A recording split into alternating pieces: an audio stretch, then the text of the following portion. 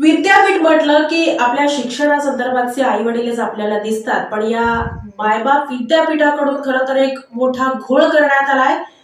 विधी परीक्षार्थींचा संताप या संदर्भातचा अनावर झालाय. नेमकं काय घडलंय पाहूया. विद्यापीठ शब्द उच्चारला की आई वडिलांच्या आठवण आल्याशिवाय राहत नाही, असं हे विद्यापीठ विद्यार्थ्यांचं भवितव्य घडवण्यासाठी कायम कटिबद्ध असतं.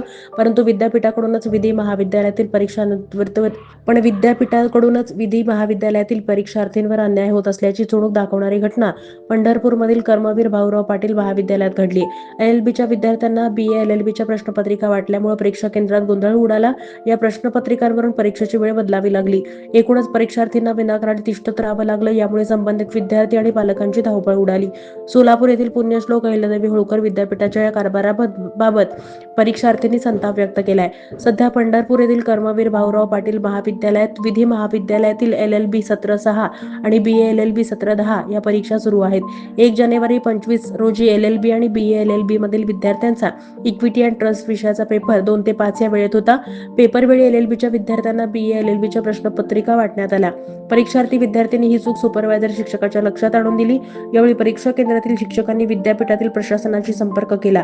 विद्यापीठ प्रशासनाने चूक लक्षात घेऊन या प्रश्नपत्रिका माघारी घेण्यास सांगितलं. 2 वाजता परीक्षा केंद्रावर आलेल्या विद्यार्थ्यांना अखेर 4 ते 7 या वेळेत हा पेपर सोडवावा लागला.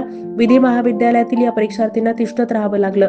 संबंधित परीक्षार्थींशी संवाद साधला असता मोठी मनोरंजक माहिती समोर आली. विधी महाविद्यालयातील विद्यार्थ्यांना ऑक्टोबर 2023 पूर्वी जिल्ह्यातील बार्शी, पंढरपूर, सोलापूर येथे परीक्षा केंद्र होती. विधी महाविद्यालयातच या परीक्षा घेण्यात येत होत्या.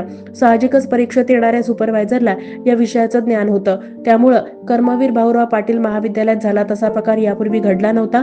याबाबत विद्यार्थ्यांनी वारंवार तक्रारी केल्या, परंतु विद्यापीठाकडून याबाबत कोणतीच दखल घेतली गेली नाही, असं विद्यार्थ्यांनी सांगितलं.